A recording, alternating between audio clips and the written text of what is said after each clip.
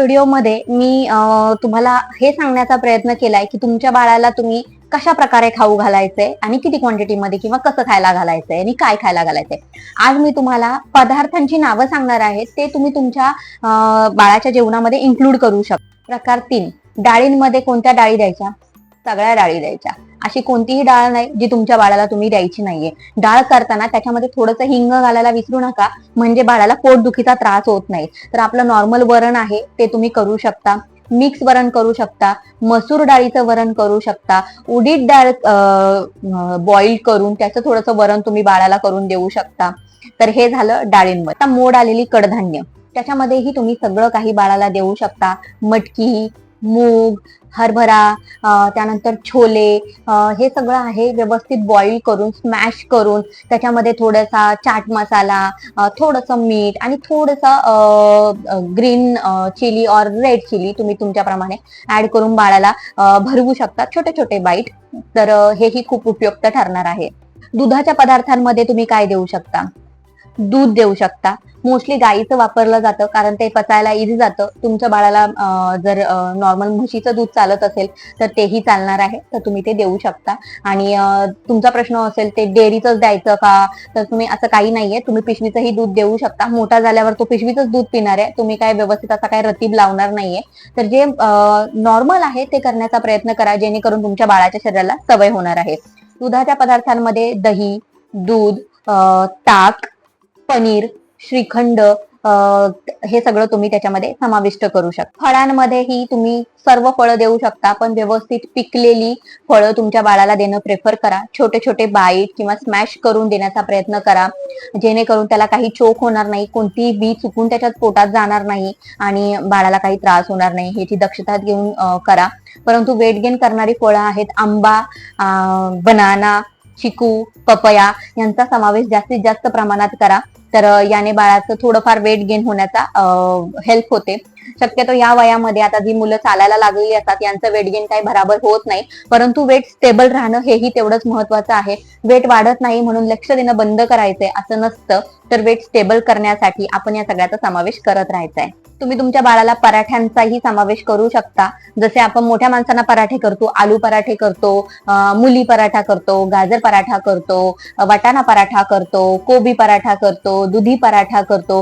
हे सगळं तुम्ही तुमच्या बाळासाठी करू शकता. त्याच्यामध्ये तुम्ही चीज घालू शकता. चीज कोणतं घालायचंय? कोणतंही घाला, तुम्हाला जे योग्य वाटेल ते घाला.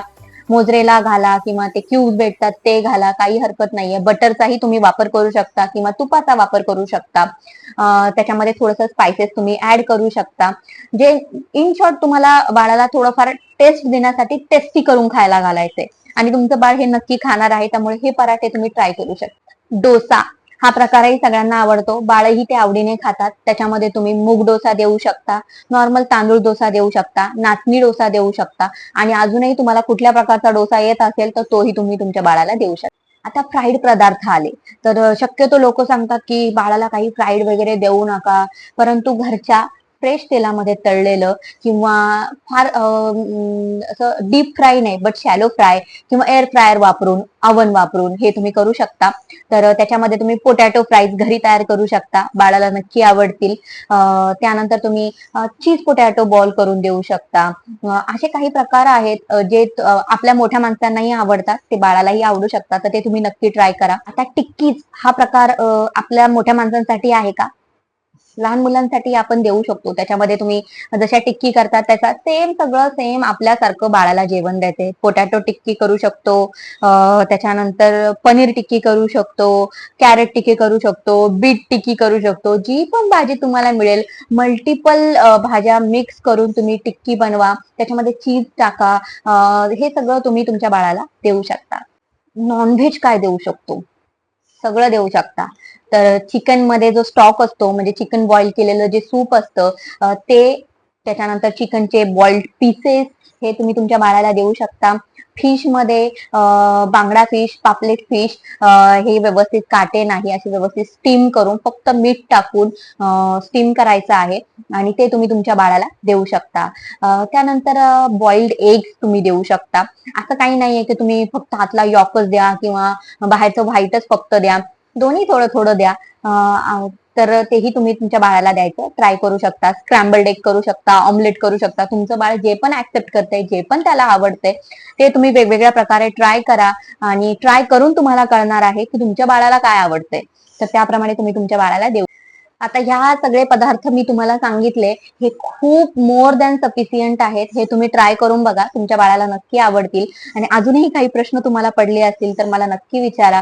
मी त्याचं सोल्युशन देण्याचा माझ्या परीने प्रयत्न करेन. आणि अशाच नवनवीन व्हिडिओसाठी माझ्या चॅनलला लाईक, शेअर आणि सबस्क्राईब करायला विसरू नका. थँक्यू. बाय.